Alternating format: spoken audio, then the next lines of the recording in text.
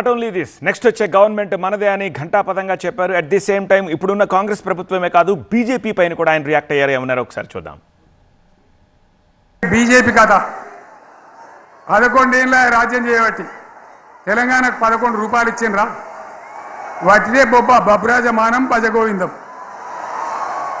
శుష్క ప్రియాలు శూన్యాస్తాలు తప్ప ఏమి ఇయ్యలే. 157 కాలేజీలు పెడితే మెడికల్ కాలేజీలు ఒక్కటన్నా తెలంగాణకు ఇచ్చిండ్రా? ఒక ప్రాజెక్ట్ కన్నా జాతీయ హోదా ఇచ్చిండ్రా?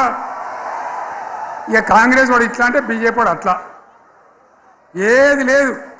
ఇక ఉల్టా మనయే ఖమ్మంలో 7 మండలాలు గుంజుకున్నారు, సీలేరు ప్రాజెక్టు గుంజుకున్నారు.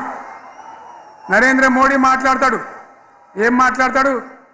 తెలంగాణ వచ్చిందిరా అని తెలంగాణలో సంతోషపడితే తల్లిని చంపి బిడ్డను బతికిచ్చిండ్రు అంటాడు. ఎన్నోసార్లు అంటాడు, ఒక్కసారి కాదు. ఈ విధంగా అది కూడా మనం అనిపించేది కాదు. కేసీఆర్ అన్నా యాడున్నావు, నువ్వు రావాలే.